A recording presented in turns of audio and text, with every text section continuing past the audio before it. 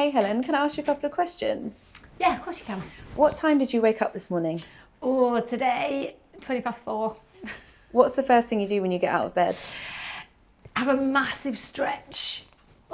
What's one thing you can't start your day without? Oh, the biggest mug of coffee. How would your best friends describe you in 3 words? Oh, that's a concern. Chaotic, fun, kind. What's your guilty pleasure? I love to eat cereal out of a massive mug and just walk around while I'm eating it. What's the best piece of advice you've ever received? I think my mum always brought us up on you get out of life what you put in, and that's sort of carried through. If you could live anywhere in the world, where would it be?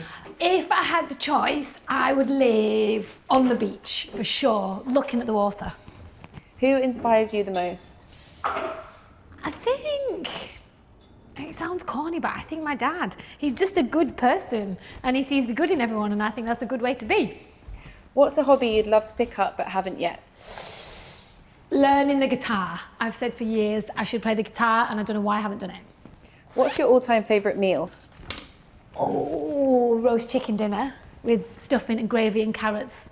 Perfection. I've heard you're running a marathon. When did you first start running?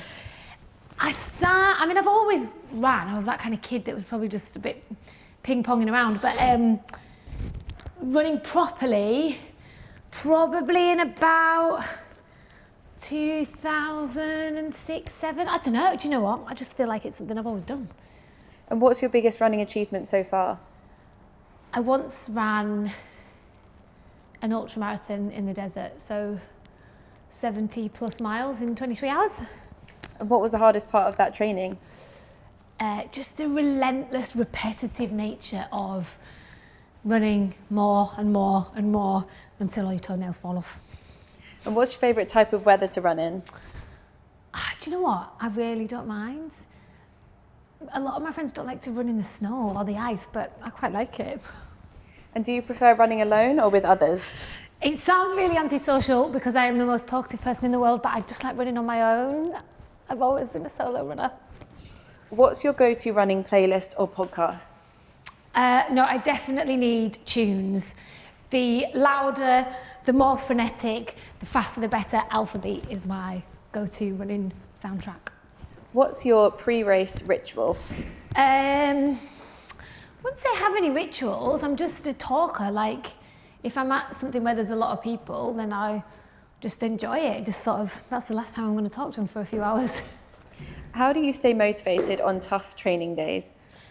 I always think every particular step you're doing, you're never, ever, ever going to have to do again. So you just chalk it off, do it, let it go, do it, let it go. What's the most scenic place you've ever run? I once ran, that's a tough one because I've been very lucky to run in some amazing places. But I'm biased. I definitely think the Lake District. I ran to the bottom of Helvellyn once. That was pretty special. What do you think about when you're running? Anything, everything, and nothing. What advice would you give to someone running their very first marathon? Enjoy every second because it's just, do you know what? You're never going to get that moment back. Tea or coffee? Coffee by the bucket load, thank you. Sunrise or sunset runs? Sunrise, definitely. What's your secret talent? I don't have any, just being able to talk all the time. Trainers or high heels? Oh, trainers, 100%. I own about 7,000. Who's the most memorable person you've ever interviewed? Oh, Emma Thompson, I think. She was pretty incredible in many ways.